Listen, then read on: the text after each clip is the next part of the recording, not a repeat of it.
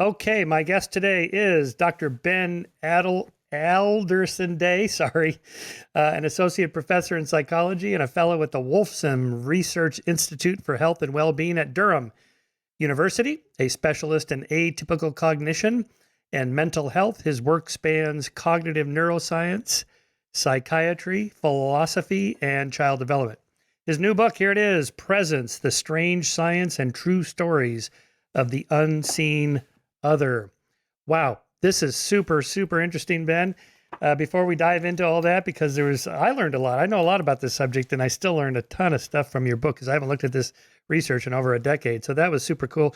But I love the style of the writing, the narrative storytelling, woven with a lot of science. It was perfect for what I think makes a good science book, right? Not a textbook, not a technical book, not just a pop book, because there's a lot of your own original ideas and research in there. It's something else. What John Brockman calls a third culture book, right? It kind of bridges between science and art, literature, and so on. So I really like that. So give us a little bit of background how you got into this whole field of why weird things happen to people in their minds. Of course. Well, first of all, thank you so much for that introduction, Michael. It's a real pleasure to be here, and you're very kind to describe the book in that way. I came to start thinking about these sorts of things because I was part of a quite ambitious project at Durham in the UK called Hearing the Voice.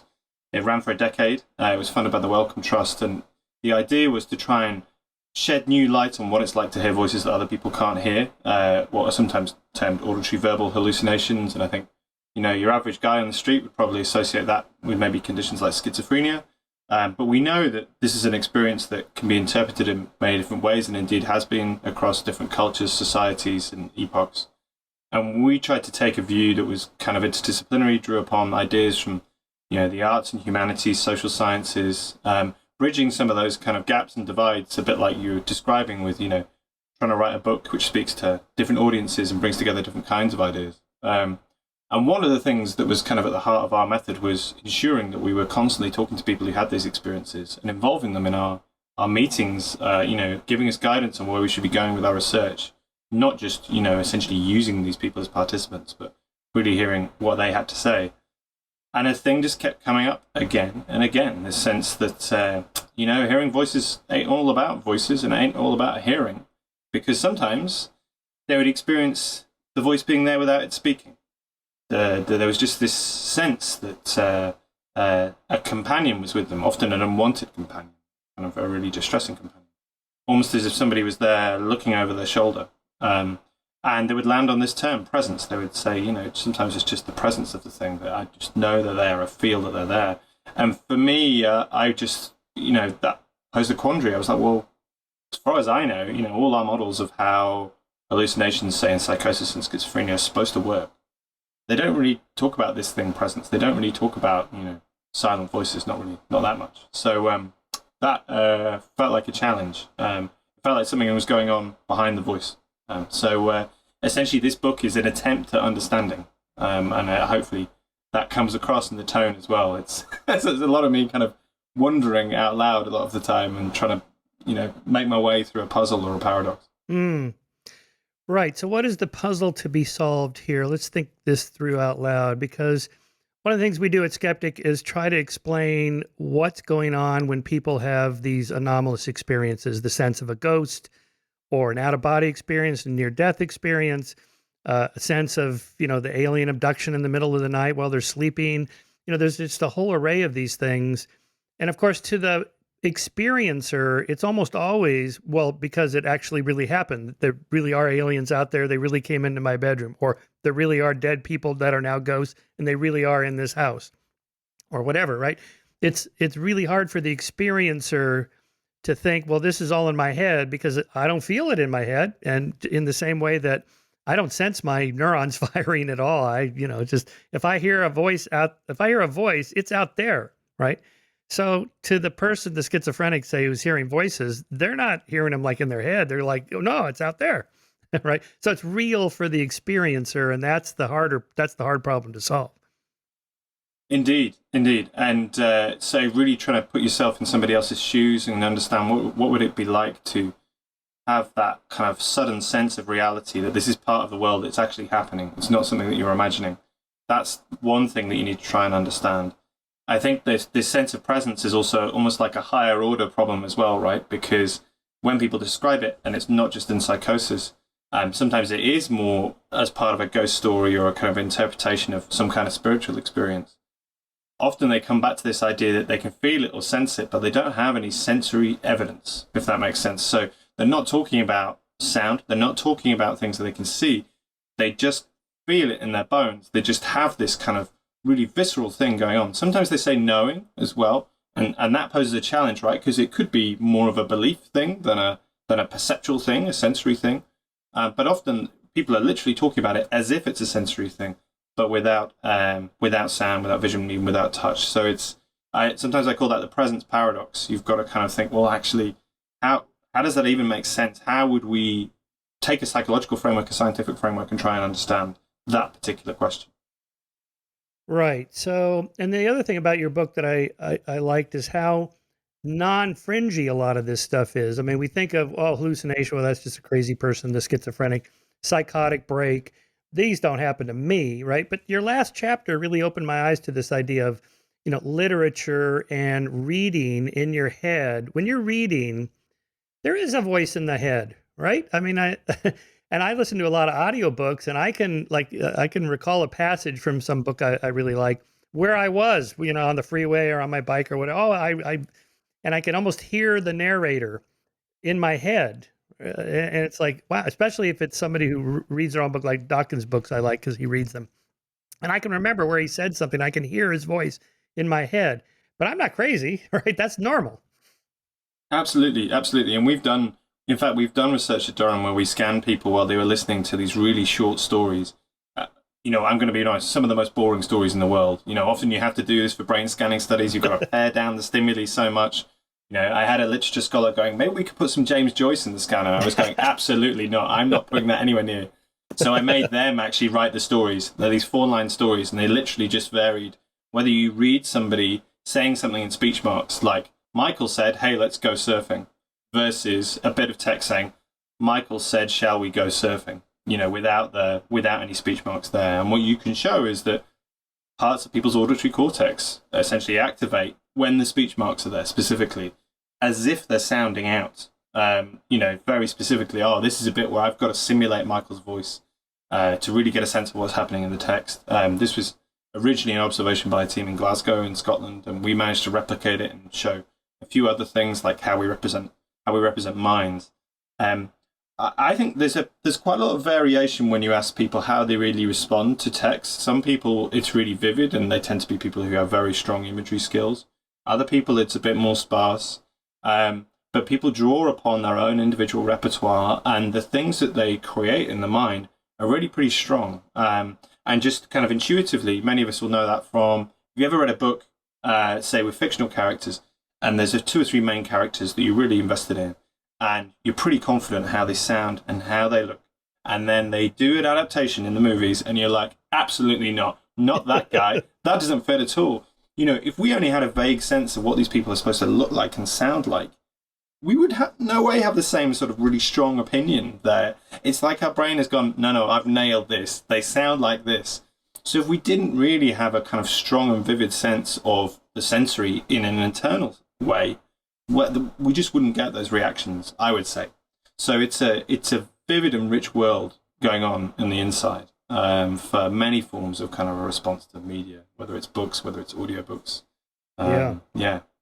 Well, and then people also sometimes argue, like in support of the Bible. No one would just make up these fantasy stories. They're too outlandish. It's like, have you read science fiction, fantasy, horror film? I mean, they're just fantastically fantastic, incredible. The Lord of the Rings or, any of those great works. I mean, people have vivid imaginations, even when they're just consciously making stuff up. So why wouldn't it be possible that, that people misinterpret things and think they're writing nonfiction, but it's really just coming from their imagination. They're imagining hearing the voice of God, transcribing some text that becomes a holy text. But in fact, it's really just from their imagination as normal. Absolutely. The audience for that sort of thing has been going longer than the written word itself, longer than the book. I was thinking back to Plato, I thought, well, no, actually, during the time of Homer, Homer would have had audiences for for but oral poetics as opposed to as opposed to a book. There's always been a desire for that, and it's really one of the more fascinating and I would say poorly understood aspects of what the mind can do. The extent to which we can create these vivid inner worlds. When we did some research on that in 2017 as part of a collaboration with Edinburgh International Book Festival, we did a really big survey of readers and their responses to text, and specifically their interactions with like characters' voices. And one particular thing, before we move on, I want to mention to you is some people would tell us about, after a book they particularly enjoyed, after they put it down, some characters would keep talking, or they would start commentating on what was going on in their lives, or the reader themselves would start thinking like a particular character, like in the style of the way a particular character would speak. And this is a thing that's just, it's not usually studied in like the psychology of reading. It's a pretty weird thing, actually, when you think about it. Like, why would that even happen? It doesn't, it doesn't help you. It might even distract you from what you should be doing, right? But it might even sound a bit crazy, to some people, like as if it's something that people would associate with mental illness. But it's not. Really, it speaks to just the power of the imagination and the hold that certain media can have on us. Was Harry Potter one of those? Yeah, absolutely. So, Harry Potter, Lord of the Rings, they would come through all the time. It seems to be in part related to, how vivid and detailed a world you create. And the thing is, fantasy texts are long and detailed in terms of the world building. The Harry Potter series, you keep coming back again and again. Some people grew up with those characters over 7 books. And they would wonder what the characters were doing in between. Which again, it's like, when you think about it closely, it's like, well, that doesn't make sense. They don't, that doesn't carry on. And yet our brains almost kind of fill in the gaps, right? So, no, certainly certain genres were strong. The other aspect is like people who really identify with a character. So, Holden Caulfield from Catcher in the Rye? Yeah, that would come up often because people have such a vivid sense of his character and his stage of life. And some people really identify with his kind of mixture of emotions and kind of foolhardy decisions and aspirations. And so there's something goes on about the alignment between reader and character that forges that bond as well. Wasn't that the book that the assassin of John Lennon read and identified? It was Mark Chapman. Yeah, it was. Right, yeah. Chapman. Yeah, yeah. The power of literature and the dark side. Well, but just thinking about this for a second. Just let's channel our inner Jordan Peterson or mythology and so on. The power of myth, Joseph Campbell, and all that.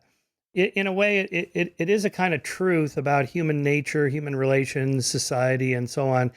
The stories are not literally true and the characters are not literally real, but they do serve in somebody's head, in a way, a guidance for life, maybe, like this story has this meaning, and now I go out in the world and I encounter these problems in my work or whatever. And now I remember what the characters in this story did, and I get inspiration from them or role modeling or something like that. And so it's not a big step to think, well, in your head, you're hearing the voice of the character that's your hero or the hero of the story, the Luke Skywalker or whatever. What would Jesus say? What would Jesus do? In the same way, religion, that's a kind of what you're talking about here, I think. I think so. If you think about, the stories that endure, the structure of stories and myths that kind of repeat again and again,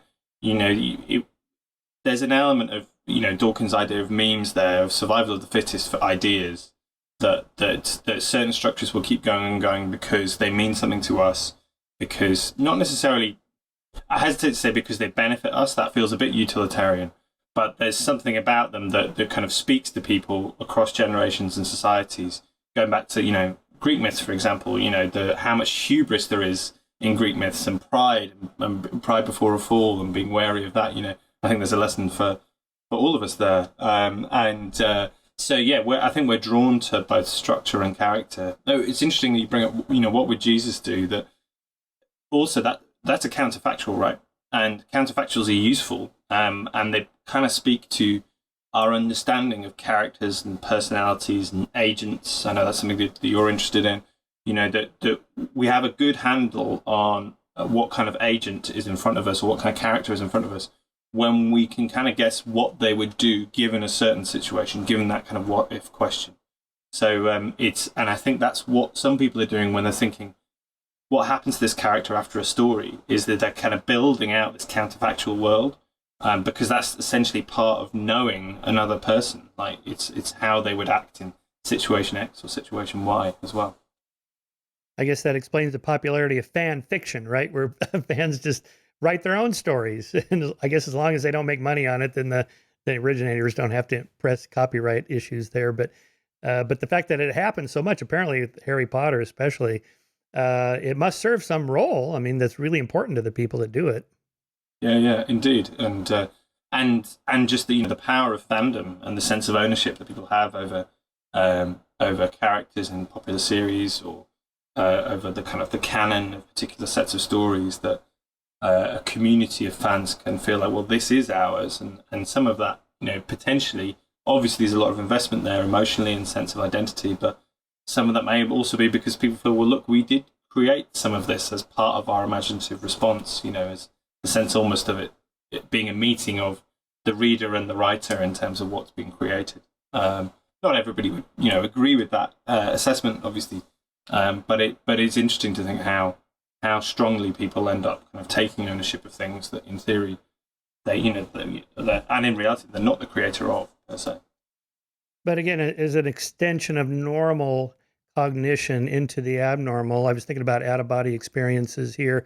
I've never had one except for sort of when I went to Persinger's lab. We can talk about that later. But in fact, here I am in Santa Barbara. It's been raining. And if you ask me to close your eyes and imagine yourself at the beach with the warm sand and the sun and the waves, and I can see my feet, I'm looking through my eyes, or I can even look down and see myself on the towel. What's that called? Decentering, I think, or something like that. That's a kind of out of body. I mean, I can do it. So, right, even though I haven't officially had an out of body experience, that kind of experience is an extension of what all of us do. Certainly, yeah. That we've got the capacity to do that, and in some ways, the way that we remember scenes, the way that we imagine new situations, like, if you actually look closely, we're not always taking the same position. Sometimes people have memories of things that are actually they're in positions in that scene that they never would have been, and that doesn't mean that they actually had an out of body experience at the time. It's more that the way we encode and then reconstruct memories, that these things can be slightly flexible. That we create the scene as we thought it either should be, or as the best that our memory could do.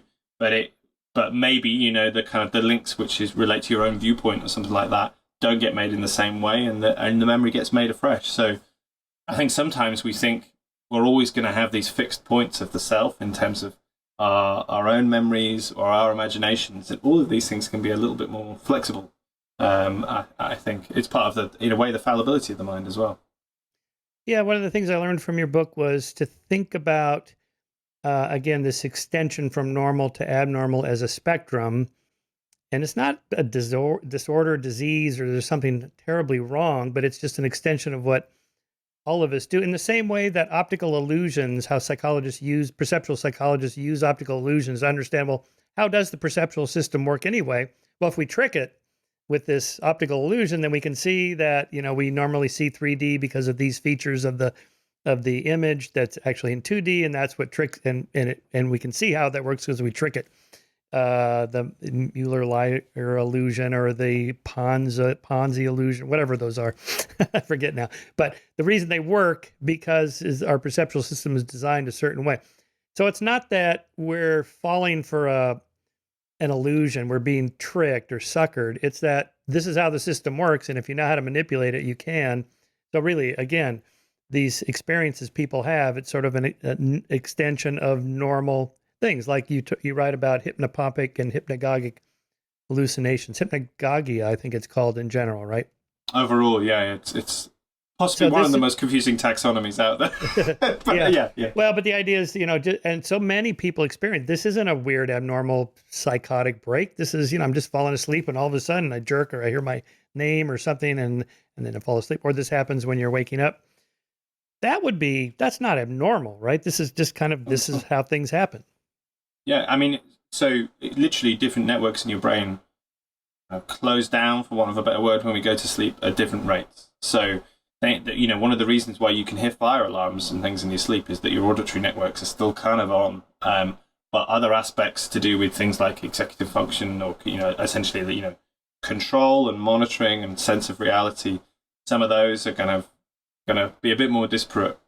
And one theory about, say, hypnagogic experiences like hearing a sudden shout or a voice is that your auditory areas are almost released from their usual control, their usual attention. And so they might have a bit of spontaneous firing. They might go, hey, let's see what we can make out of these things. Because the adults are away in terms of the other bits of your brain, which would usually be keeping a lid on things. Similarly, people get jerks, or there's this thing called exploding head syndrome that affects some people, where they suddenly get massive bangs as they're going to sleep. And if they're not aware that essentially this is a kind of fairly harmless neurological thing, it's actually about certain bits of cells in the brainstem kind of firing, very, very basic parts of the brain. But if you're not aware of what it is, like I have a colleague who this happened to when he was a kid, and he was terrified of it because you're hearing explosions, you don't know why they're coming, and you go to sleep expecting them as well. And it was only, I think I spoke to him about it in his mid-30s. I said, "Oh yeah, it's exploding head syndrome." Like, you what? You never. That's a name. Yeah, exactly, and a good one. There's lots of things that happen around the boundaries of sleep that they're pretty unusual, but that doesn't mean they're uncommon. And actually, they're not even bugs of the system; they're features of the system. That we have to remove some of the synchrony of conscious life in the process of going to sleep. And for some people, that's a less smooth process than others. Yeah. So on that, why do we have to sleep in the first place? What a waste of 8 hours, a third of your life. And then what can we take from that understanding what these experiences are?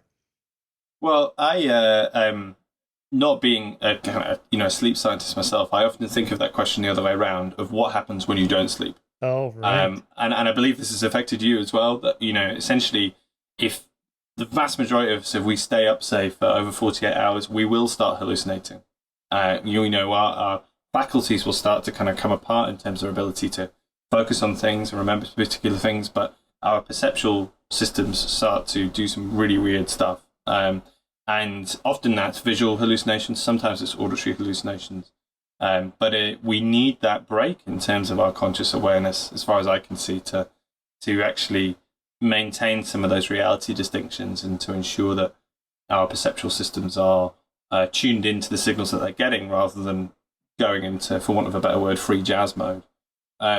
So that you see that in endurance sports. You see that there's a case in the book. I came across a charity 5-a-side soccer match where they tried to play for 24 hours and they all end up hallucinating. Just make you wonder what did they think was going to happen, right? Aren't there easier ways? But so the brain's just not set up to keep going in that way. And we know from various studies on sleep that it massively affects things like memory consolidation. So even just really cutting down your hours of sleep, but burning the candle at both ends, you're probably going to be affecting your ability to create and store new long-term memories. There was a really nice book that came out a couple of years ago now from a Brazilian neuroscientist called Siddhartha Ribeiro, The Oracle of Night. And he does a fantastic, real interdisciplinary review of essentially why we sleep, its relation to dreaming, and argues that, going back to the idea of counterfactuals, we dream for the ability to generate what-ifs, for the ability to generate models of what the world might be like. It doesn't mean we have to generate realistic models, but essentially it's that model builder which we need to kind of both consolidate the things we know about the world and to generate new possibilities. You should, if you haven't had him on, you should definitely get him on. He's a fantastic speaker. I don't know that. I want to talk to him about that, because what do dreams mean? Well, mostly probably nothing. Maybe they're just kind of random sequences, but the model building is interesting because there is memory consolidation that goes on during sleep, also cleaning out the brain, I guess, and getting rid of debris and so on. But, a lot of dreams are these kind of weird stories, like this person was there and that person was there. When in fact, those people would never be in the same room as you at the same time. You're just your brain is just kind of making things up or something, right? Maybe there's kind of random firings, and then your little storyteller up there strings them together in some plausible scenario. like the Wizard of Oz, and you were there, and Auntie Em and Toto, and there was this wizard, right? I mean, that's kind of like what some dreams are like. Absolutely, absolutely. And going back to Siddhartha's argument in that book is essentially sometimes some of those crazy scenarios, well, maybe not so crazy, but the ones that are just a bit different from your everyday, sometimes just statistically, they would have ended up being true. They would have ended up being, that is the thing that happened the next day or the day after. And within certain cultures and societies, that's how people have latched onto the idea of, premonition dreams. If our brain is in the business of making these predictive models in a way, then sometimes, it's a bit like buying lottery tickets, every now and again, suddenly you're going to hit it. But, if it made a difference to, your tribe surviving or winning the battle or something like that, then that's going to go down in history, isn't it? That's going to be the dream that everybody remembers, or that person is going to be the person who gains status. So it's the capacity for, in a way, the brain's capacity for riffing on potential plausible models, but doing something just slightly different, is very powerful, really, and could have wider implications, beyond mind and brain. Yeah. Yeah, I once did one of these back of the envelope calculations on the premonition dreams that, if you had, I think it was like 300 million Americans each have 10 dreams, so you have billions of dreams a year. And if you only remember 10% of them, and how many people die every year, and, it's inevitable that some of those dreams are going to be about some of those people that died, like even the same night, right? Absolutely. And, those are those, of course, then you get the availability heuristic. Those are the ones we hear about. Right? Yeah. Next on Oprah, we have this woman who's had some crazy dreams and not one of them has come true. We're not going to see that show, right? No. I'm switching over. Yeah. Yeah. Or the dream of the plane crashing, and I saw the colors, they were red and blue in the logo, and saw okay, right. Planes don't often go down, but when they do, and somebody somewhere had a dream about it, and we're going to hear about that. Right. Yeah. But okay, so back to, so just on the hypnagogic sleep. So, most people have like floating or flying dreams. That would be because we're in this supine position on a super soft mattress and our muscles are getting relaxed, something like that. And that your brain is going, I feel like I'm floating or flying. Is that the source of something like that? It can be. The people who would know about that are people like Tor Nielsen or Alan Chain, who are kind of really great right. Dream researchers, who've also worked on presence as well. There's increasing understanding that things like your environment around you when you're sleeping can really influence those dreams, and you can harness that by something called dream engineering. Michelle Carr, who's a kind of sleep scientist who worked with Tor Nielsen, has done some really cool experiments showing, if you put people in certain positions when they're sleeping, in particular during REM sleep, then they'll start to dream of, being sat in a car or not being able to move their legs because of this or that, so that the relation between the body and dreaming, I think, is actually something that people are really beginning to explore a bit more. For a while, there was a sense, almost this kind of brain in a vat model of dreaming, that it's about complete switch off, when actually there's more of a continuity and you can kind of almost change the body schema to some degree in some people's dreams. But it's important to say as well, these things really vary across particular individuals, and some people will have very vivid dreams, or even have, lucid dreams where they can control what's going on, so they could choose to fly. And some people, almost that kind of boundary between sleep and waking is a lot more porous anyway. And that's where sometimes you get more kind of hypnagogia, but also you get things like sleep paralysis, which is particularly conducive of certain kind of very scary presence phenomena or presence hallucination. Yeah, go ahead and let's talk about that. You have a whole chapter on that. What is sleep paralysis, and why is the presence there always kind of dark versus some of the other scenarios you present where the presence is this helpful, almost angelic figure that's going to save you? Well, yeah. So sleep paralysis is actually something that about 7% of your listeners will have experienced at some point in their lives. It's a fairly common phenomenon. You wake up in the morning, you have a vague sense of what's going on, what time it might be. Your mind is awake, and then you realize you can't move your body. But that's not the weird bit. The weird bit for over half of people who experience sleep paralysis is they suddenly realize there's someone in the room with them. And I'm not talking about your spouse or somebody like that. There's an entity there in the corner, that, as you say, very often has this strong sense of malevolence. Sometimes it will move towards people. Sometimes it'll feel like it presses down on their chest. And often people have a strong sense that this is something demonic, something kind of beyond this world.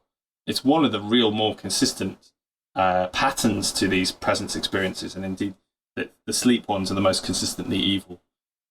Which poses a question, right? Because, sure, like motor paralysis on its own is unsettling, but there's no particular reason why you'd hallucinate, let alone hallucinate a demon. The reason we have it, incidentally, is when we're in those shallow stages of sleep and we're having rapid eye movement sleep towards the kind of end of our sleep cycle, because your sleep essentially gets shallower and shallower as the night goes on. You have your deepest sleep at the early stages of the night. What we need is for our bodies to be essentially paralyzed so that we don't act out our dreams during REM sleep. If that doesn't happen, actually, it's very bad for your health. So there's this thing called REM behavioral disorder that some people get, where their bodies are constantly moving when they're dreaming, and it's actually a sign of kind of fairly ill health for their brains. They tend to have fairly poor health outcomes when people have these sorts of experiences. A slight overlap with Parkinson's as well, that phenomenon. But yeah, most of us, we're paralyzed, and that's why people get sleep paralysis, because it's essentially failing to turn off that reflex. Usually when you wake, your muscles come back in your mind at the same time. But a bit like I was saying, when we go to sleep, networks are kind of essentially turning off or desynchronizing at different stages. When we're waking up, again, we need that synchrony, and it doesn't always happen for some people. So why the hallucination? People have different ideas about this. So Alan Chain, a guy I mentioned before, who's worked extensively on this topic, has made a fairly good argument that essentially this is kind of a sleep-specific thing. We're waking up. There's often going to be dream content when we're first emerging from sleep. We're realizing that we're paralyzed, it's dark, and we're vulnerable. And from an evolutionary perspective, what's the worst thing that can happen? You can't move, you can't run. Okay. So naturally, our brain's inference is we're under threat. There must be a predator. And the other thing that we're good at evolutionary-wise is finding agents in our environment, right? That we will scan it just in case there's something there, because the risk is too great for missing something that could come for us. So in a way, Chain's argument for why we then perceive an evil intruder is that almost like that's the natural inference, that our brains jump to almost like something's put us in this position. And it's part of our natural, responses to anxiety, fight, flight, or freeze. And usually we don't want to freeze. We want the flight at least, or potentially the fight. But we can't do it in that situation. Now, that's a pretty convincing argument. I think there's other questions about that, though, because when you look at felt presence phenomena kind of in the round, and that's the term I tend to use for the scientific study of these presence experiences, another consistent thing that comes up is disruptions to the body or the bodily self. And we know from various different kind of body experiments that if we change your expectations for, say, where your muscles should be, how your senses get integrated, it's very easy to induce a feeling that an other is there, that like something doesn't belong to you, and instead this kind of other agent is in your environment. It's almost a basic principle of how the self seems to work. And what could be more disruptive to your bodily signals than you can't move? Your mind is awake, but your body is not. And so another argument, and this has been advanced by people like Ramachandran or Tor Nielsen as well, actually said, well, look, you've got to pay attention to what's happening in the body there, because it's one of the most unusual bodily states. And if you think about that, then actually you've got a principle to unify those presence experiences with other kinds of presence too. The fear bit might still be a key factor. And hell, if it's dark and you wake up and you can't move, a number of us are going to be scared. But why you'd be hallucinating another figure is that essentially it's about another body. It's a disruption of your own bodily sense. Yeah. Yeah. So nocturnal predators are real.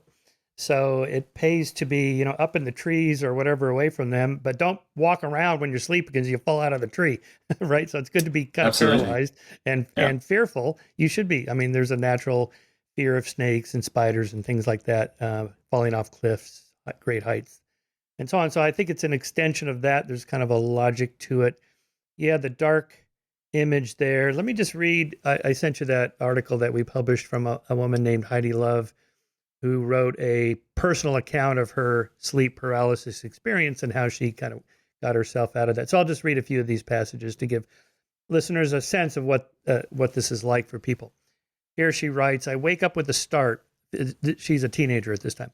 I wake up with a start, feel that I'm paralyzed, feel this sort of tingly, vibrating energy coursing through my body.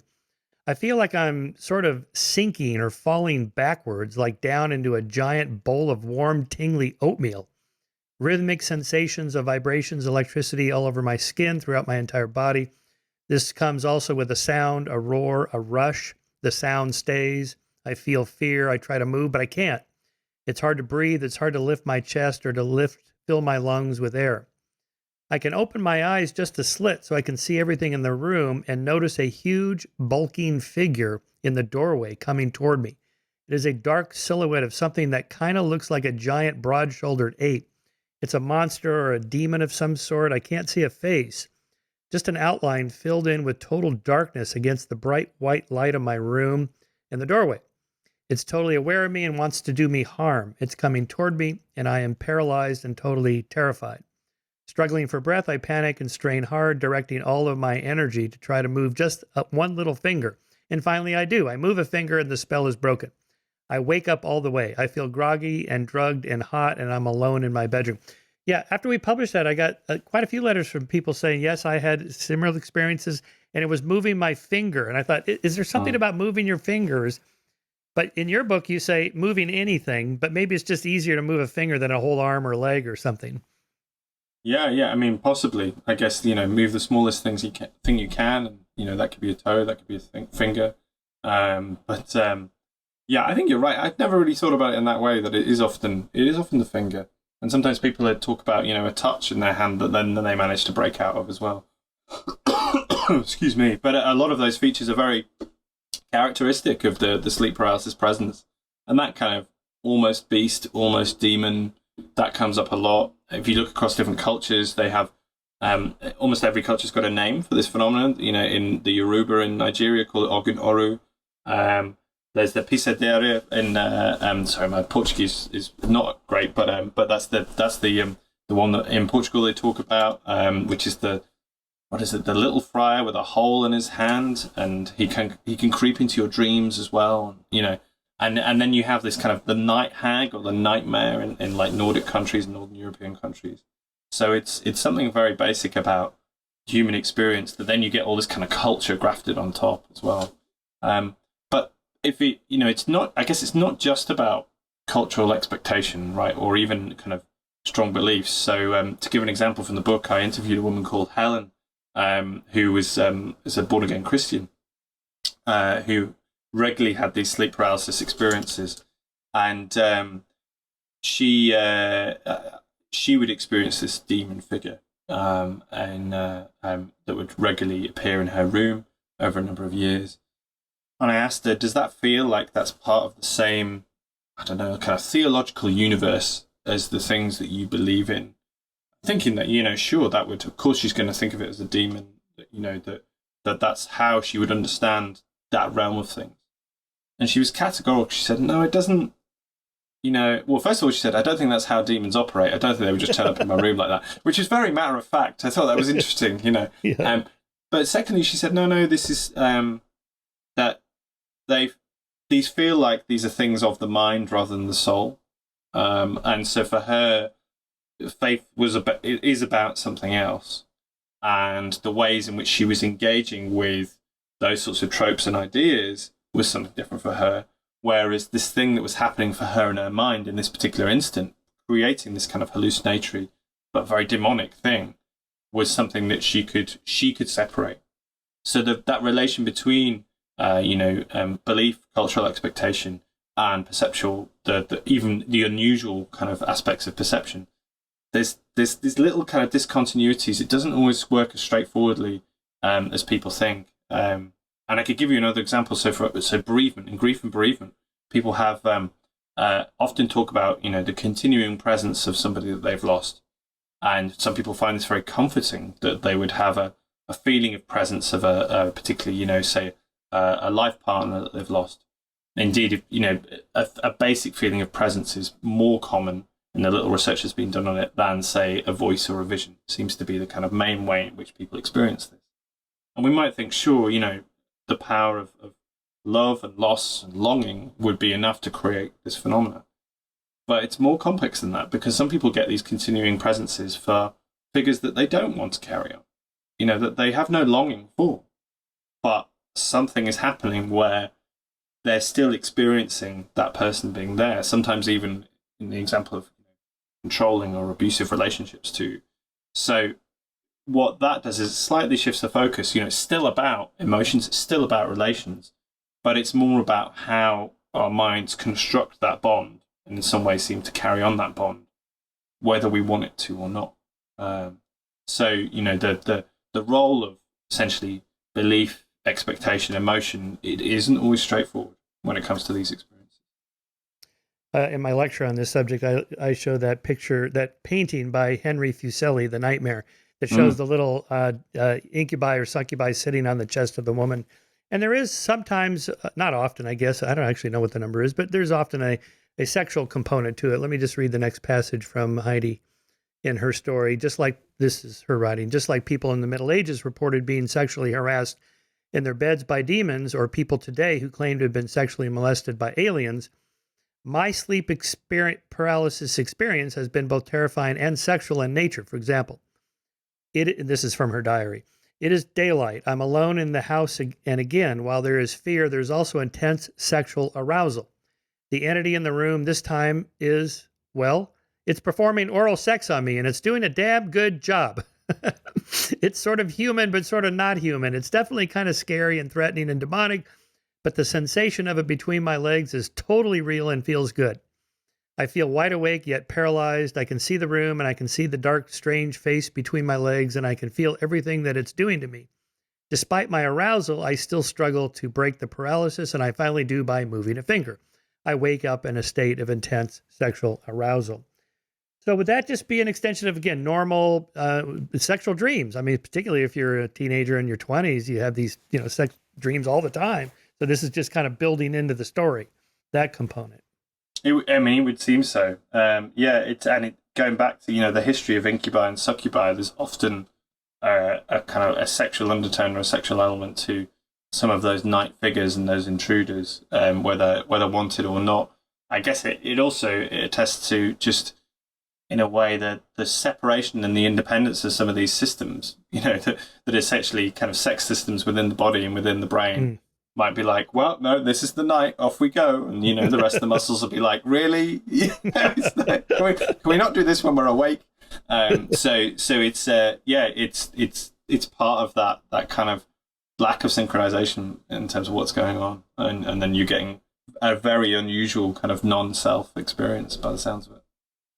Well, so this was always my explanation for alien abductions before there was really good research on it, was that it's really just the same kind of thing that people experienced in the Middle Ages, but they lived in a demon-haunted world, to quote Carl Sagan. Great book. We live in an alien-haunted world, right? Most people don't believe in demons and Satan and all that stuff, and witches and whatnot, whereas everybody did back then. And now, what is our mythic person or agent or presence, let's say? Well, it's the aliens, right? That's the world we live in the world of science fiction and Star Wars and real space exploration and so on, and so the phenomenon is real, biological, it's happening in the brain, but how it's described or the narrative account that's built on it to explain it in the person's mind comes from culture. Mm-hmm, mm-hmm. Yeah, and some of that will be in a way retrospective and will be about going through that kind of narrative prism in the way that people like Michael Gazzaniga talk about. But some of it might also be the way in which our brains absorb cultural images, iconography. Certain things become like the basic structures for how we perceive fear and threat and power. Things like figures like the Virgin Mary, right, still in contemporary societies, are still very, very powerful for the connotations that are attached to, some very, very basic symbols, whether or not people are believers, right? Because people see those symbols all around them, or they'll still see them in kind of in film and TV. So a number of people might still, when they're growing up, go to religious schools or something like that. So you don't, even though we might think that a lot of us, or so I can imagine many of your listeners, live in primarily kind of secular society, then there's still this kind of cultural seepage going on that is going to shape the raw material that your brain is working with as well. You don't get to choose what you dream about. You don't always get to choose what's in your imagination and kind of what's in that palette. And it's a meeting of those things often with that kind of narrative and sense making, which probably lands on things like aliens or kind of the best explanation for that situation. Well, and this is what our brains do, right? You mentioned Gazzaniga. Here's what I wrote about from him. The neuroscientist Michael Gazzaniga thinks that we have a neural network that coordinates all the other neural networks and weaves them together into a whole. So I guess this would be the self, maybe. He calls this the left hemisphere interpreter, the brain storyteller that puts together countless inputs into a meaningful narrative story. Gazzaniga discovered this network while studying split brain patients whose hemispheres have been separated to stop the spread of epileptic seizures.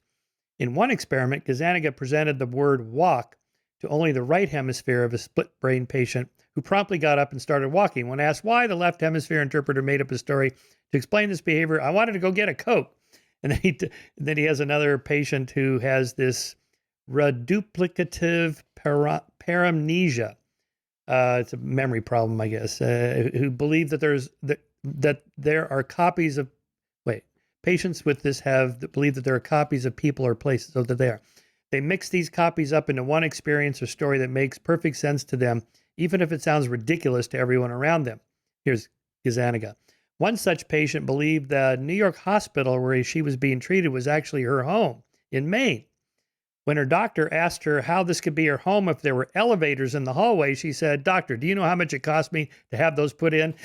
It's such a funny story, right? But in fact, we all make up stories, right? If you say, well, how did you get to be where you're doing what you're doing now? I would just make up some plausible story about my life, right? Maybe some of it's true, maybe some of it's confabulated, misremembered. I don't know, right? But I'm going to come up with a story because that's what we do. So this kind of extreme version, which is your point in your book, is just an extension of what we always do.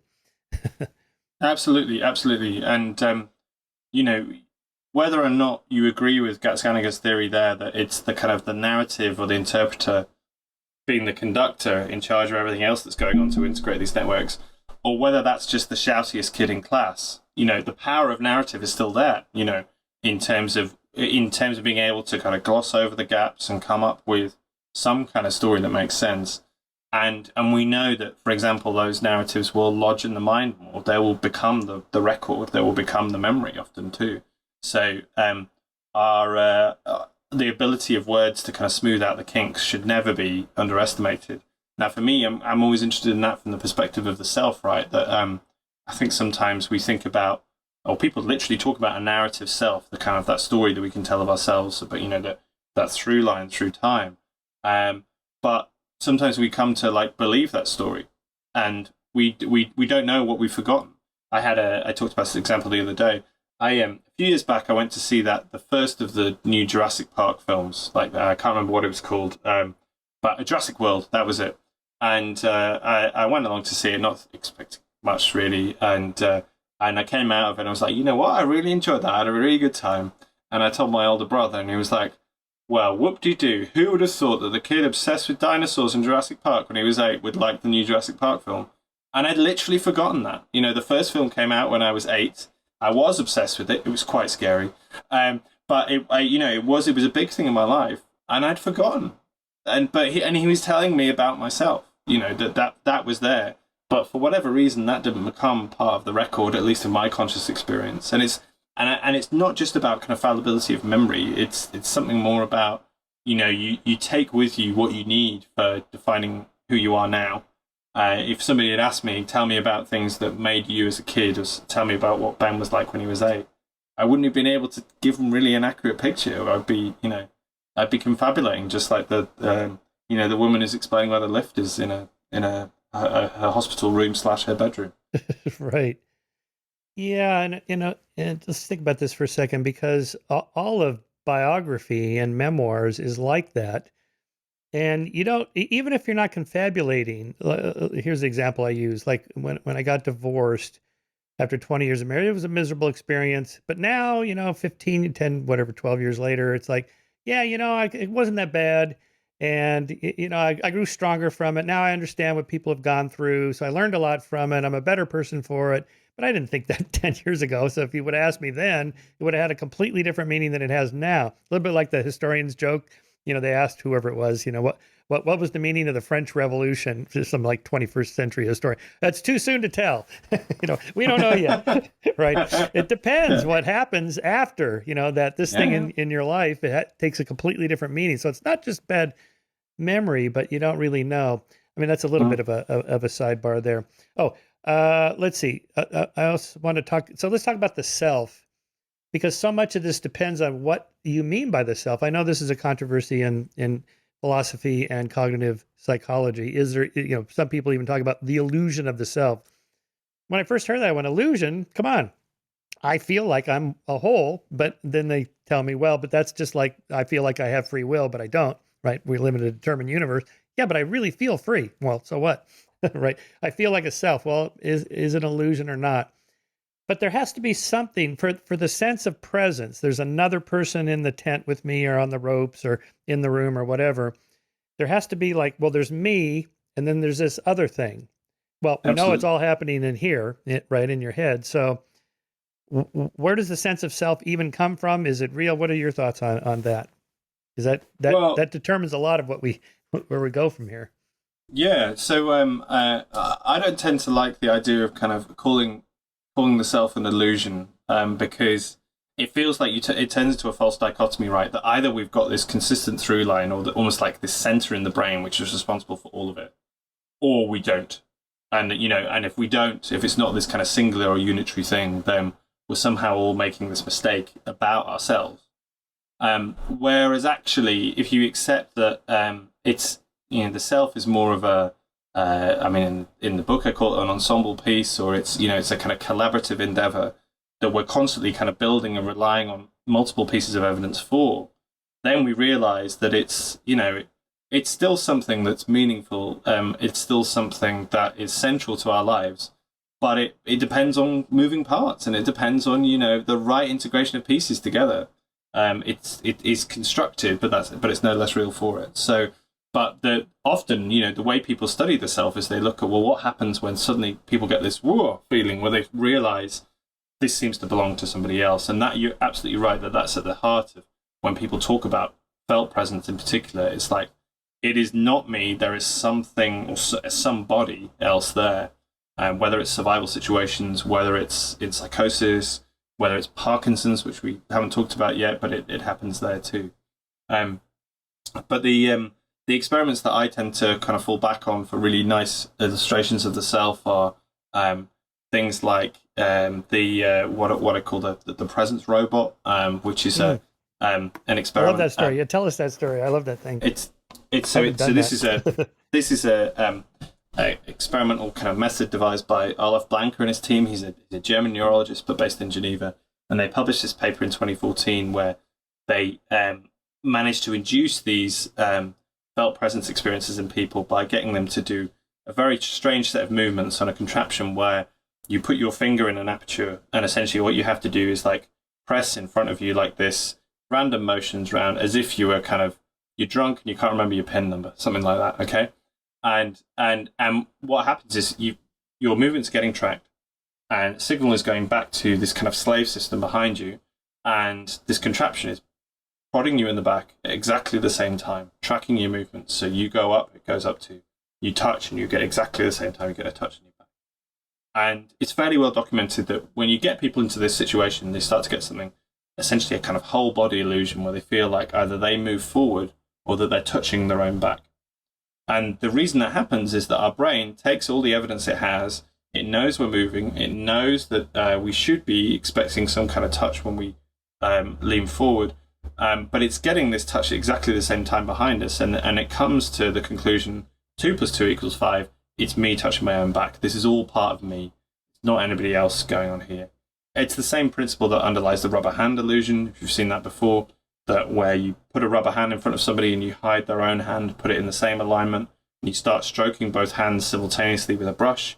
If you do it in sync for long enough, people start to feel that the hand they can see, even though it's a rubber hand, feels like their hand. What we're exploiting there is the synchronization of cues. The brain goes, well, this would be too much of a coincidence. Sticking all these cues together, it's me. So going back to that presence robot, you're touching your own back, even though that's impossible.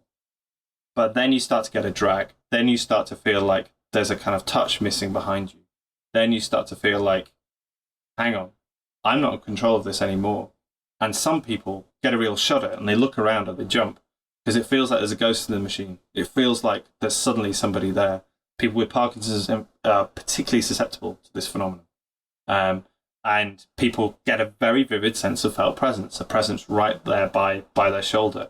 And it's because you've broken that link. You've set up an expectation of self, and then you've pulled the rug with these asynchronous touches. So there's quite a nice demonstration, I feel, of what happens when you trick the ensemble into constructing a new kind of self. And then actually, it turns out the violin player is playing in 3/4 time instead or something, and everything feels pretty unusual. Yeah, and again, like the optical illusions, because in the real world, that doesn't happen. So it's perfectly normal to think if you feel that touch in the back, it really, it's somebody's back there, because that would be normal.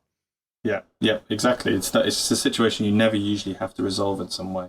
Right. And it's the kind of situation that psychologists are trying to create every time. Don't trust them if they invite you into their building. Was it Ramachandran that did the thing with the hammer on the rubber hand at the end? Lots of people do. I do as well. But then they ask me not to. It's usually a nice demonstration, kind of public science demonstration. You go and do that with the hammer to the rubber hand, and people kind of flinch as if they're going to get hit, and that's almost the kind of the QED that they've integrated that into their bodily self. I just thought of another way to think about the self. I was thinking about Wittgenstein's discussion of what is a game. What are the necessary and sufficient conditions of a definition of a game? And it's really hard to come up with it, right? You have many different games. It has to be competitive. Well, what if you're playing solitaire? And there has to be a winner or a loser. Well, what if it's this kind of game? You're just playing against, the clock or so. Okay, no, it has to be for fun. Well, most games aren't that fun. People are very, okay, no, it's this. It has to have a ball. Lots of games don't have balls. Okay. And you end up just going, well, I don't know. I just kind of know a game when I see one. The fuzzy set, right? A kind of fun family resemblance, I think it's called. Yeah. Or what is a chair? Well, it's got 4 legs and a back and a seat. Well, what about a beanbag chair? It hasn't any legs. There's no back. Okay, well, what about, and you end up going, I just kind of know a chair when I see it. So maybe the self is kind of a fuzzy set of characteristics. Most of us have with a little variation. And maybe we kind of intuitively give ourselves the big 5 personality. I'm kind of this much an openness to experience. I'm a little introverted here. And I can force myself to be a little more extroverted, but I'm kind of tight within the boundaries of that. And that's me, right? And these are my principles. These are my politics. These are my religious beliefs. This is what kind of person I want to marry, and so on. And you just kind of carry that fuzzy set with you forward in life, and that's you. You know what? I think you're bang on there, Michael, and I'm going to let you into a secret. The very last bit of the book was originally going to discuss exactly that idea. Nice. The final section is called A Circle of Meaning, the idea that you draw meaning from that circle of family resemblances. And the final line in the book, spoiler alert, is don't think, look, which is what Wittgenstein instructs us to do when we assume essences which may not be there. Because we can derive meaning from understanding use in multiple contexts.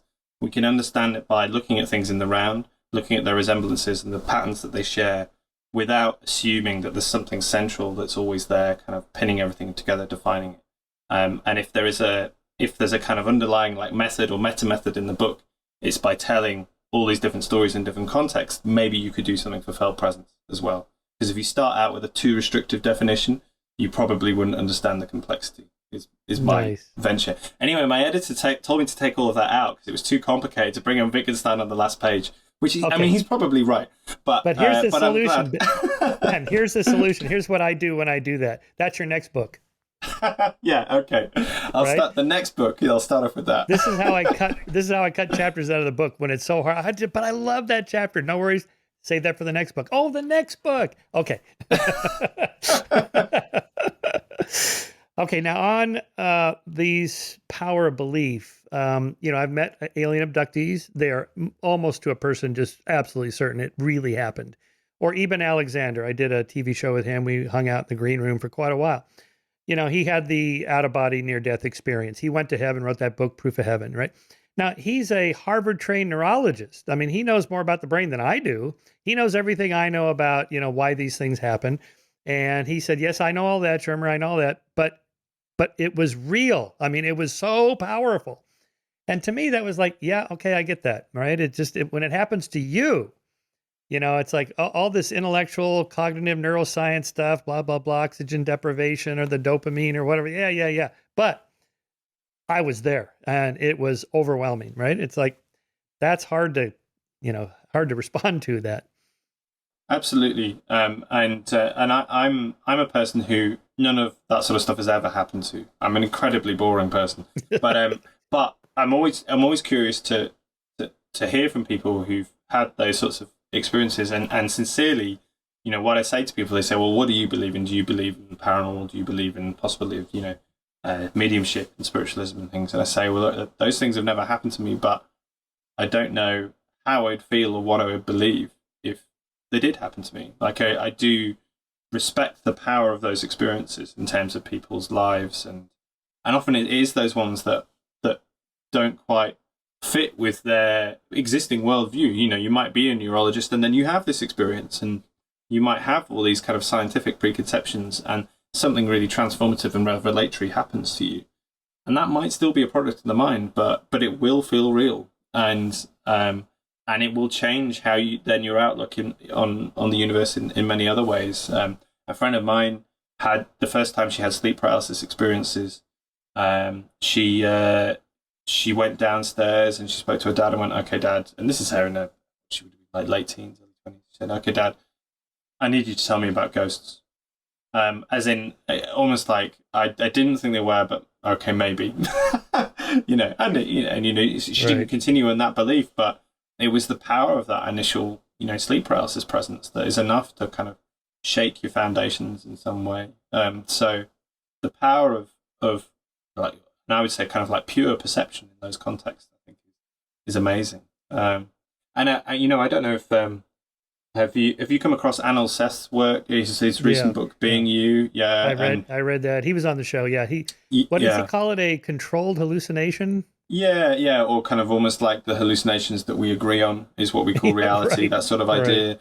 And that's part of a broader trend of psychologists and neuroscientists and theorists arguing for this idea of the kind of the predictive mind, that we're all constantly drawing upon our knowledge, our expectations, our beliefs, our models of the world to project that outwards, and we essentially, as long as that's good enough, as long as we spot something that looks like the tiger before it eats us, that'll do. We'll update when we need to, but the rest of the time it will be this kind of this prediction of the world out there.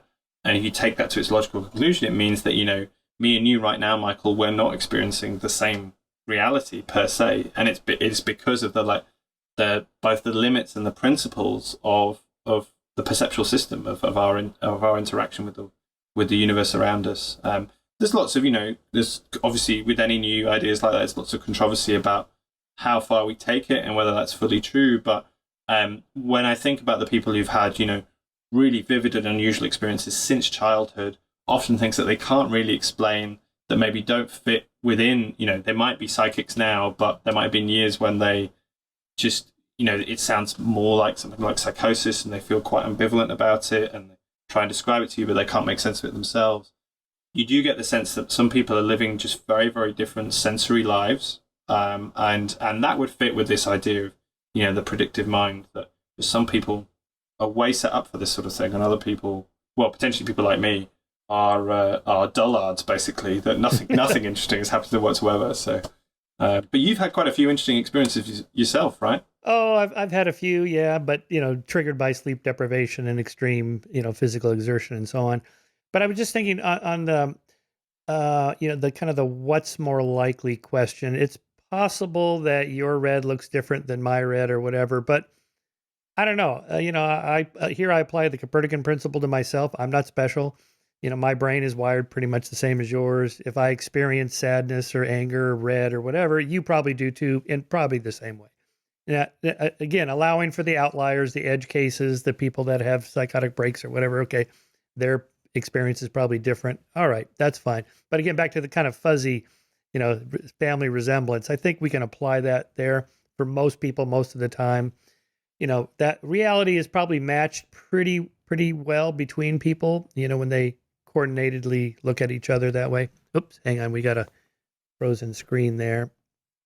Oh, there we go. Now you're back. Okay, we had a frozen screen there for a second. Anyway, I was just saying, in terms of the ontological question, what's real? Is there really a paranormal? Is there supernatural? Did Eben Alexander actually go someplace? I think probably not. I don't want to say 100% no.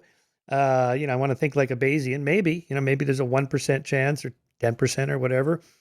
Probably not. But, I don't want to be too dogmatic about it.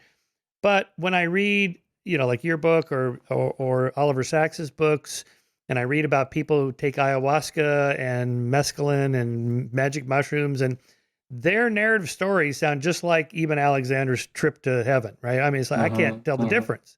I mean, the details, of course, are different, but the overall, the colors were rich, and oh my God, I felt this intense sense of love. It's like, okay, what's more likely? That you're actually going someplace, or that, it's a similar neural firing process or something like that. Yeah, we're quite possibly. And even those, I guess the thing that can link some of those experiences too, we go back to, the influence of culture and expectation. Sometimes when people talk about psychedelics, they kind of think of this, not quite one-shot procedure, but this idea that it's just like this switch that changes, how people are experiencing things.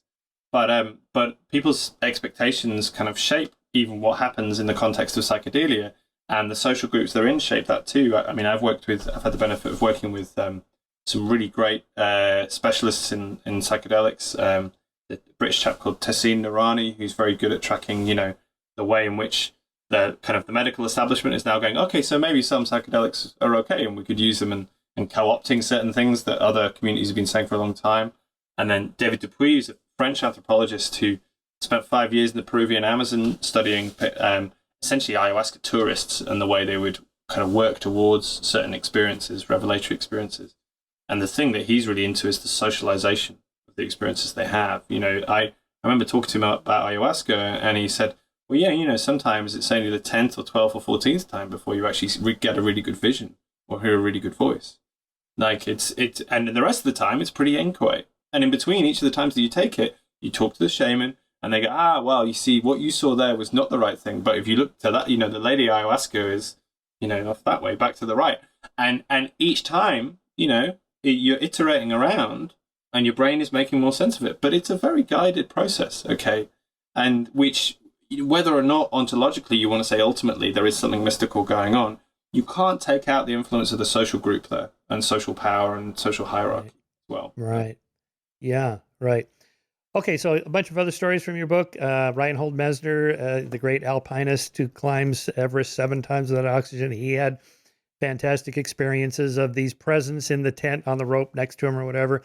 So you read that, you go, high altitude hypoxia or something. But then you read about, the solo sailors. They're at sea level, right? So it can't just be that.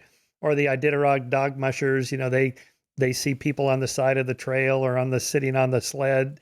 One guy wrote about there was like an orchestra next to the sled on the trail or whatever. Just fantastic. So that's not high altitude. Is it? So what are the components, like loneliness or just being a fearful or anxious, cold, threat, sleep deprivation? Kind of review some of the characteristics there. Absolutely. So hypoxia, particularly climbers over 6,000 feet, this sort of thing. One of the surefire ways for your brain to start hallucinating. And Messner has actually been in research that looked at that particular phenomena. The sensory environments are very sparse environments, very consistent sensory environments. So, whiteouts and snow, deserts, monotonous oceans, our brain will seemingly naturally start to fill in the gaps. And related to that is often that element of kind of social isolation. Loneliness versus isolation is always a tricky thing, because sometimes people don't feel lonely in isolated circumstances. But, it's very common. You get that kind of castaway effect of, creating others when you're alone.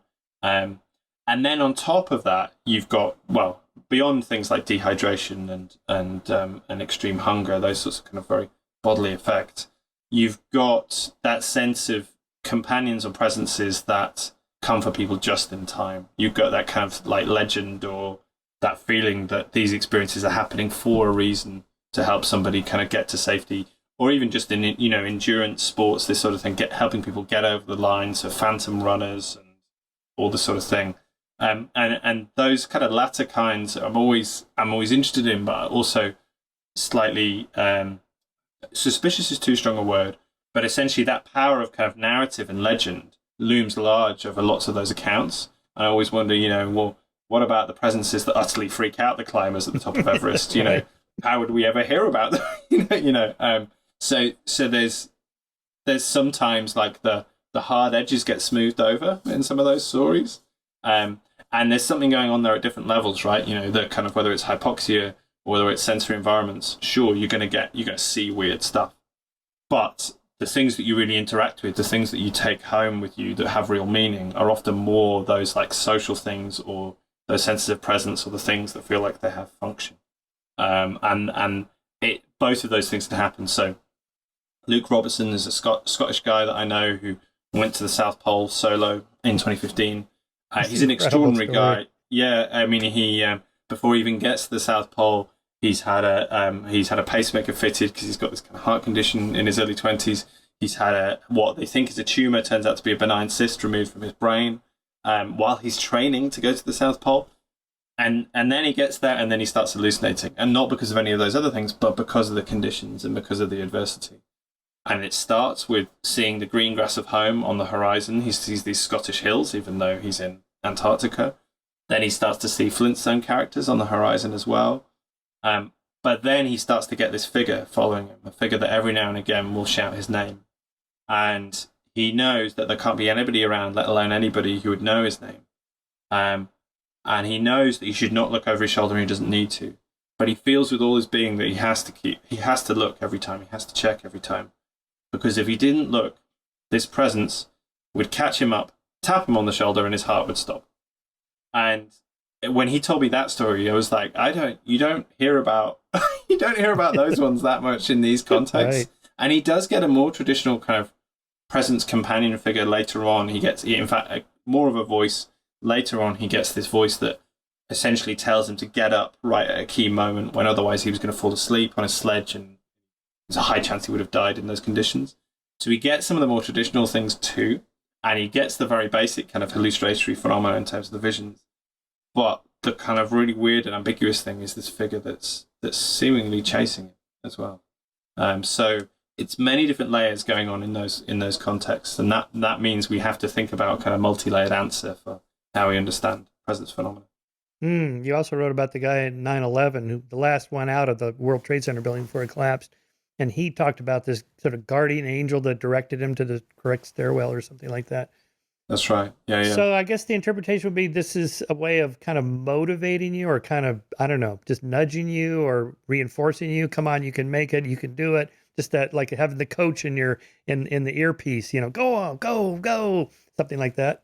Absolutely. It often sounds like that. And I think, but also, in moments of extreme stress, then sometimes people have these kind of almost like dissociative experiences of derealization, like the world around them is not quite real in the same way, or depersonalization, the parts of their body don't feel like them, or they might have a slightly out of body feeling.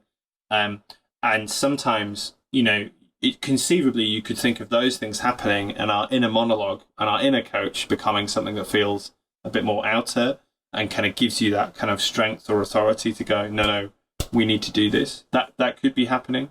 I mean, barring the odd example, I always kind of held some of those guardian angels at arm's length in stories of presence, because sometimes some of the religious interpretations are so strong and so well formed that it's really hard to know, where the experience starts and the interpretation ends, or vice versa.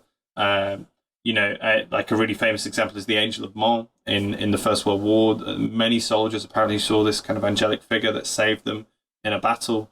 But, religious symbols and religious icons are so powerful in terms of how people interpret things, and often have such a sense of mission and where things go, that let alone not wanting to doubt people's faith or belief, it's just really hard to know, well, what actually happened there. And that's in part as well through the book that a lot of the time I wanted to talk to people, I wanted to do new interviews. I ended up talking to Luke because I couldn't go and interview Ernest Shackleton about his experiences, and he didn't really write that much about them when you go and look for it. So, it's a tricky thing there when it comes to that question of kind of faith and religion and their interaction with the kind of the unusual or the uncanny. Where we stand, what we can say about what actually happened. My take on that is I always acknowledge people's experiences are real. The question is, what does that really mean? Is it out there in the world, or is it in the head? I think these are in the head, but that's not to say that it wasn't real for the person and had real behavioral effects and changed their life. Okay, that people that have reported near-death experiences are, my life has changed. I'm so much better now. I pay more attention to my loved ones, and so on. It's like, okay, well, that's good, right? Yeah. We don't want to deny that, but then of course the next step that some people make is like, well, but aliens are really there. There really are demons, or there really are angels. And well, hang on, what do you mean by real? Okay, so. And I love your reference to the movie Gravity. I just saw that again the other night. I love that movie where the Sandra Bullock character is kind of at the low spot. She's just going to basically check out and give up. And then what's his name? Who's the actor? George Clooney. George Clooney shows up and knocks on the door. I fell for it at first, like, oh my God, so he didn't die. Wow. And then of course you realize, oh, she was having this little dream. And then she's like, boom, now I'm going to make it over to the Chinese place and make it back to Earth or whatever. Anyway, so that was a great example of that, because that is what happens in these cases. Absolutely. So the context in which I bring up that story is Levan Brown's a Scottish guy who rode solo across the Atlantic, and he again, a whole load of hallucinatory phenomena that were happening kind of as he went into this journey.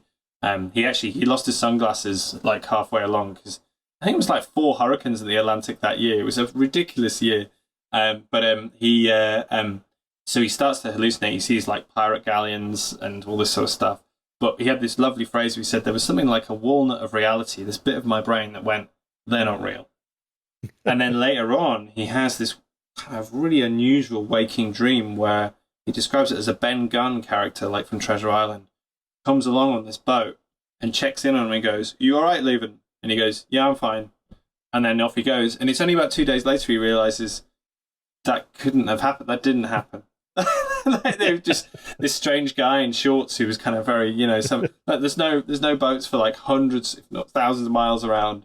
But the immersion in this thing that feels so real, and he's so kind of spaced out in terms of by that point in his journey that he's had to essentially battle through these ridiculous storms. And it's this dream and this being joined by a particular presence, and it goes away again, that he doesn't even realize didn't happen for quite a while. A pirate galleon, and there's Johnny Depp, and I hear the music, dun dun dun dun dun dun. And then, oh, okay. And then you realize the horror that it's another Pirates of the Caribbean film, and you thought they'd finished. Right. Yeah, it's all of life is just a film, right? Yeah, that's crazy. All right, let's talk about some of the more abnormal. So going to Parkinson's and what that I love your thing about dopamine.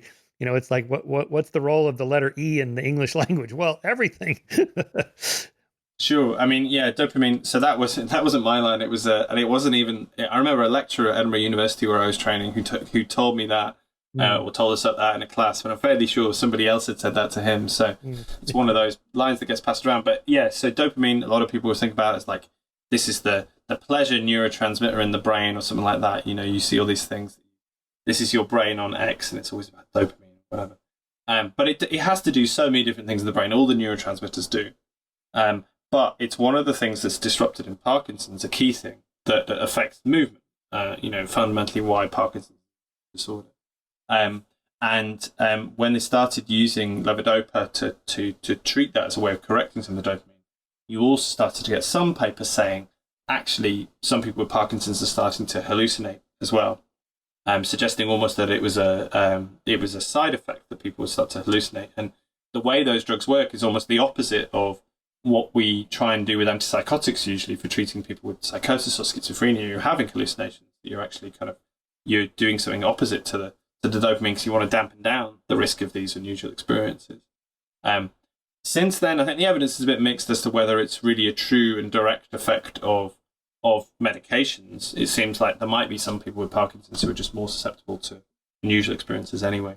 But we know that there's just a range of hallucinations that can occur in Parkinson's. Often people don't realize, but they are part of the condition. They overlap with the more dementia side of Parkinson's and things like dementia with Lewy bodies, which are particularly fast-acting form of dementia that has Parkinsonian features in terms of changes to movement.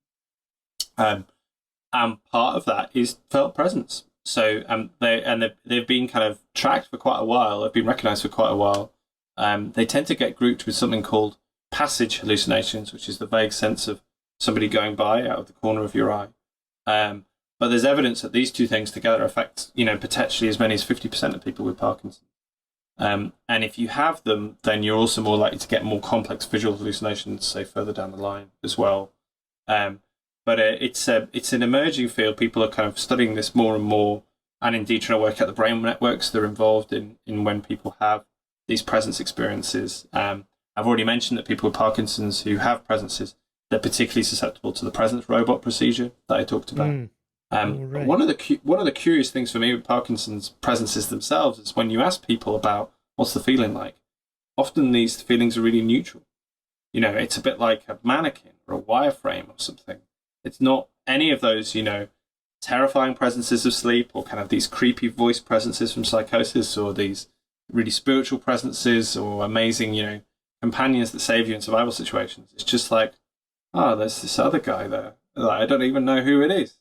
But so in a way, they're almost like the purest form of presence, these Parkinson's presences. You've just got this sense of another body.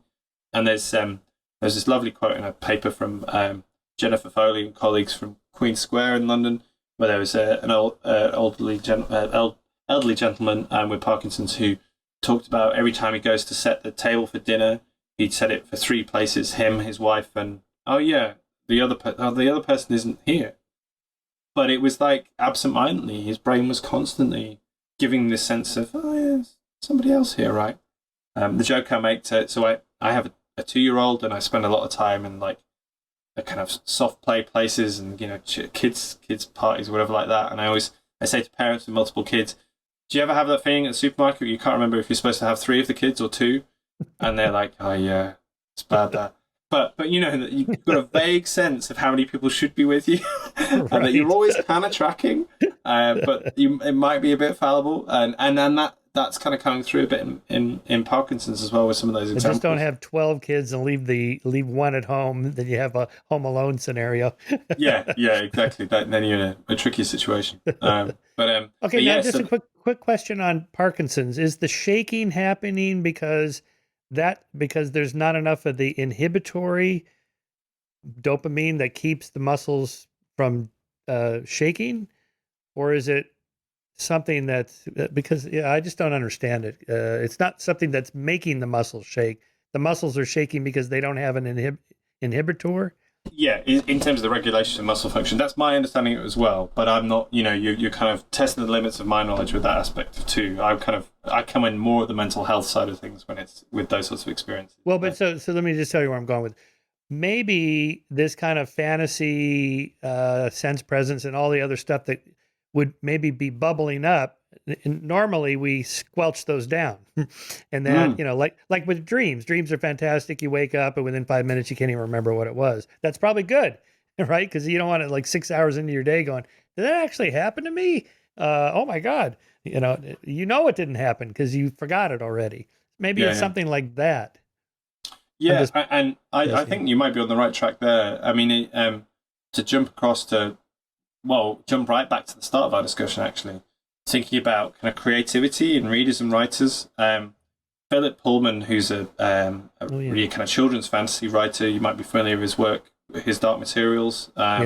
He has a lovely collection of essays called Demon Voices, where he writes about the process of creating characters and creating fictional worlds. And he argues, because in his stories he has this kind of parallel world where everybody has a demon, essentially, literally another, usually an animal form that essentially is part of them, but acts as a kind of interlocutor or guide. A bit like the Socratic demon. You may have come across with Socrates talked about this, having this demon that he could speak to. And so in Pullman's world, in this alternative universe, everybody has this externalized element of them, this other. And when he's talking about writing and creating characters, he said, actually all of us have access to these kind of other voices bubbling up.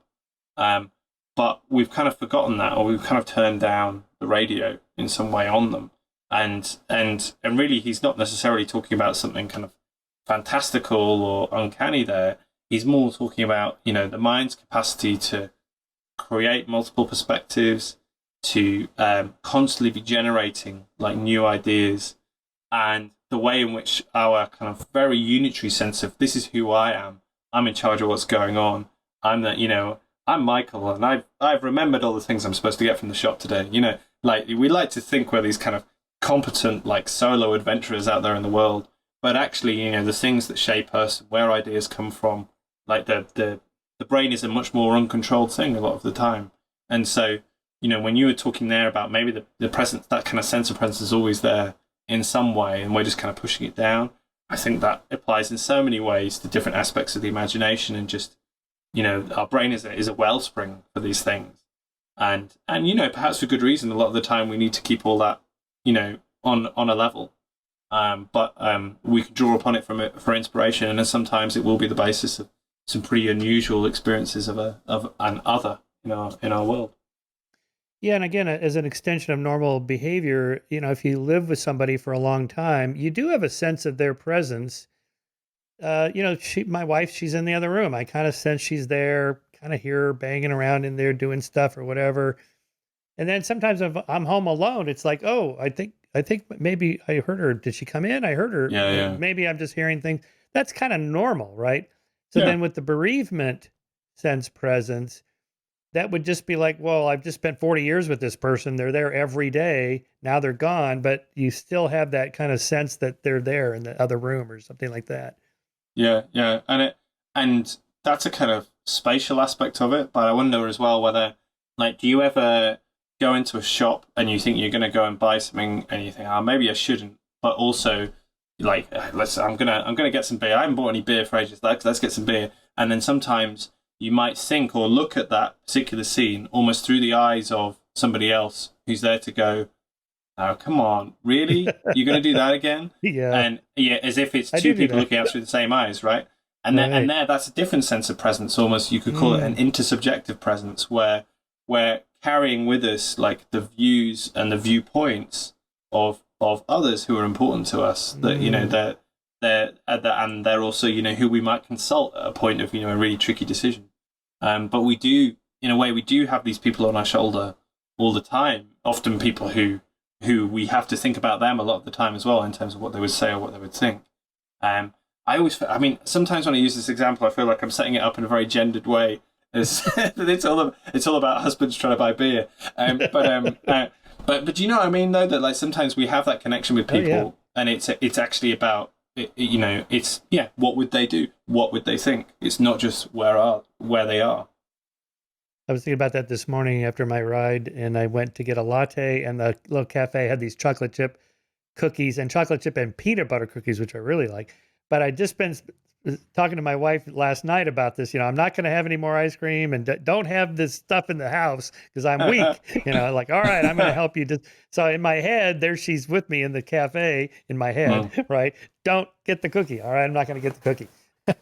That's what you're talking about. That's normal. Yeah, bang on. Right. Yeah, it's normal. Yeah. So when a bereaved person did they actually, when they hear the voice, maybe it's just kind of the normal background noise or whatever, or maybe it's like this, the hypnagogic, you hear a noise, a bam, a bang, or you hear your own name called.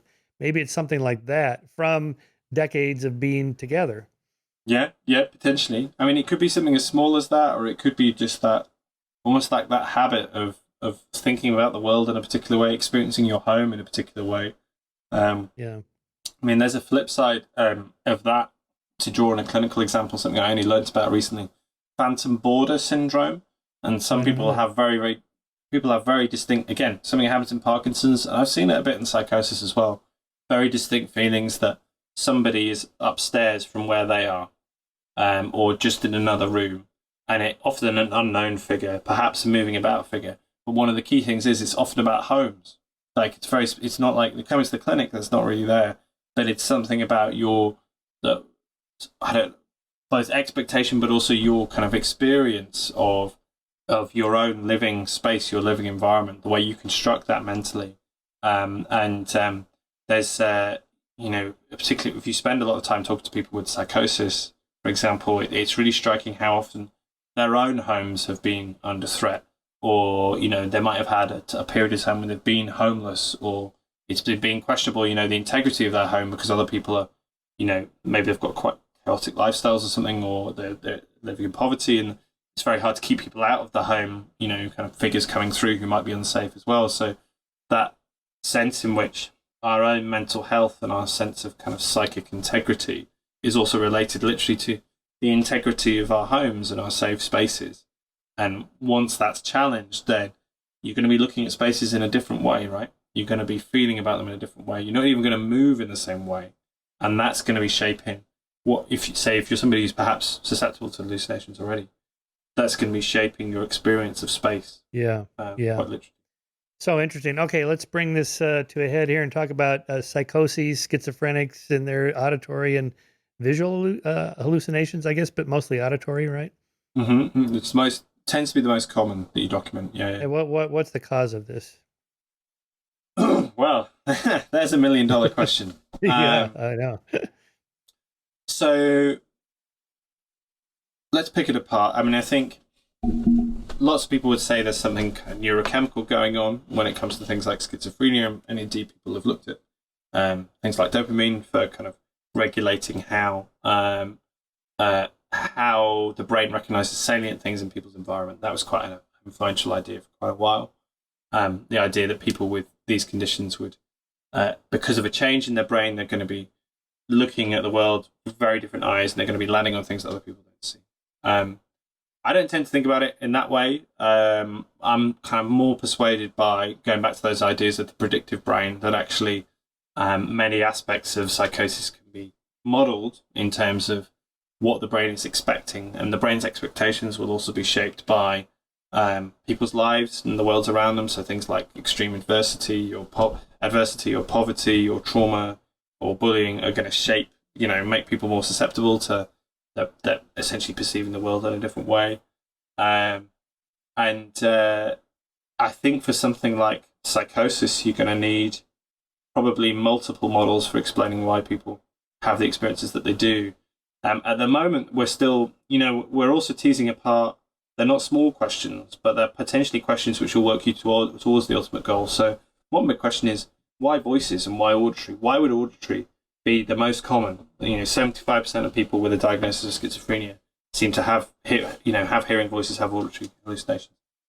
And it's not intuitively kind of clear why, if somebody was susceptible to seeing or hearing things that other people can't hear, that there'd be such this strong emphasis on the heard and on the verbal. One idea is actually that with very, very little, you can say a lot in terms of an impact on somebody. So let's imagine, your average size of a video file compared to an audio file on a computer, and even with a very sparse kind of auditory trace, I could say something like, "Michael, I'm not picking you out personally, but do you know what I mean? That actually minimal information, you can hit somebody really personally, and it could have a big impact. And we draw a lot of social information from language and from voices, and we know when you look at the things that people hallucinate, the things that people worry about in terms of delusions, strong unusual beliefs, that the social is such a big theme in terms of interactions with other people, threat from other people. So that's kind of one idea. That's something about auditory, which is for minimal effort, it's going to give you a lot of bang for its buck. Another argument is that actually, uniquely, things like speech processing seem to rely heavily on prior expectations and prior learning for it to work. So if you've got a very basic trace of something that you can understand, you're going to need a lot of kind of linguistic knowledge to tease it apart. And we're very good. Our brains are brilliant at pulling out these signals about pulling out meaning of kind of words and language. So if that's the case, if something like the kind of auditory domain used our prior expectations a lot more, then if anybody's got a kind of slightly up-tip seesaw in terms of how they use those prior expectations, if their predictive brain is just cranked up a bit higher, then we might expect a bigger hit on the auditory senses. And that's an idea most recently I've seen put forward by Katerina Schmack, who's a neuroscientist based at the Crick Institute in London, doing fantastic work at the moment. So those are two things that, the reason I picked them out as kind of two different ideas is they give us different avenues to try and explore, well, what is really psychosis? What is schizophrenia? And that's kind of how I would work too, that you tick off those particular questions to try and work your way towards the goal, rather than thinking, okay, what's the grand unifying theory of why all these particular symptoms would hang together? Yeah, I think part of the problem is that neuroscience is so new. I just had Paul Bloom on the show talking about kind of the history of psychology. He has a new book out called Psych. And, Freudianism and behaviorism and Skinner and, the cognitive revolution in the 1980s and, 1990s, we finally get some good neuroscience. That's pretty recent, right? Mm-hmm. So, I mean, one problem we have as I like to say, one problem we have of explaining altered states of consciousness is we don't have a good theory of consciousness. So how you can explain the altered versions of it, right? And, what's actually going on in hypnosis and all these things are so interesting. But, I think everything you just went through is like, okay, schizophrenia, what was the decade of the brain? Was that the 70s or 80s or 90s? Aren't we always in the decade of the brain? I think it's always the decade of the brain. It's like, this is going to be the bit where we find out. Yeah. When I was in graduate school, it was like, oh, we got this licked, the neurochemical, another 10 years or so, we'll have schizophrenia and all these psychoses all figured out. And that just didn't happen. Mm-hmm. It's all right, so maybe this is just a much harder problem because the brain is just so complex, not to mention all the cultural, upbringing, diet, genes, all this stuff interacting. Yeah. And think about what you've got on the other side as well. It's not just the neuroscience, which is new and young. Our understanding of psychiatry and the labels and the categories that we use in that are constantly shifting. They're being revised. Some of them might be wrong. And so you never know in the grouping that you've got and the particular diagnosis that you've got that you've actually hit upon gold there.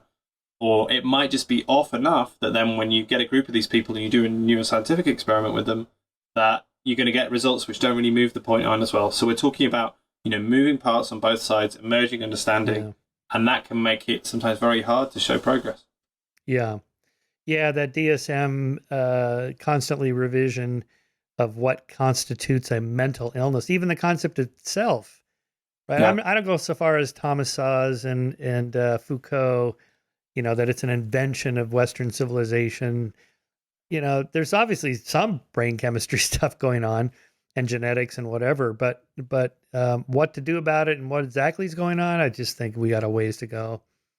I don't know. And I would agree with that. And I think that's also why, say if you're a researcher, it's why, maybe about 15, 20 years ago, probably more 15 years ago, there was this shift in emphasis to things, something called RDoC, the Research Domain Criteria, which was about trying to understand kind of mechanisms and processes in your research rather than necessarily starting with diagnoses. So whether it's studying inhibition or whether it's studying perception or something like that, let's just take kind of one particular thing and see if we can make progress in that. And that probably, I would say, that speaks more to my instinct as well. It was like, well, let's just try and understand that. Yes, and it might affect these diagnoses or those diagnoses, but maybe we can, gain traction by looking at the perceptual level, looking at the cognitive level, looking at the, behavioral level, and see if we can connect those dots across that way. This is what I tell the mind uploaders and the cryonics people and all that stuff. Don't you want to live 1,000 years? I go, look, just solve Alzheimer's, okay? I just want to make it to 90 without losing my mind. Just solve that one. Exactly. That's a big one. Yeah, and for all the money kind of thrown at those sorts of things, if you want to solve mental health, you could tackle poverty in some way. That might help too. Right. It's Right. going to I be a was fairly big determinant. just reading another article the other day that, in terms of causality and counterfactuals, so Alzheimer's is associated with the plaques and tangles in brains. Okay. So it's the plaques and tangles. What causes it? Hang on. There are people that showed Alzheimer's symptoms, they died, had their brains dissected, no plaques and tangles. Oh, okay. And by contrary to that, people that, have autopsies, they show plaques and tangles. He never showed a sign of Alzheimer's. Oh, wow. Okay. So this is way more complicated. And maybe that's why we still don't have solutions for that. Yeah, absolutely. Yeah. And it's stuff that's crying out for a solution in progress, but it's hard to come by. Yeah. Yeah. Throw more money at it. All right, Ben. Maybe that's your next book. No, your next book is on the self. That's good. Yeah. Oh, starting with Wittgenstein. Yeah, there we go. That's right. I've written it down somewhere. I've got it. Yeah. All right, here we go. Presence, the strange science and true stories of the unseen other. Check it out. It's a great read. Thanks, Michael. See you later.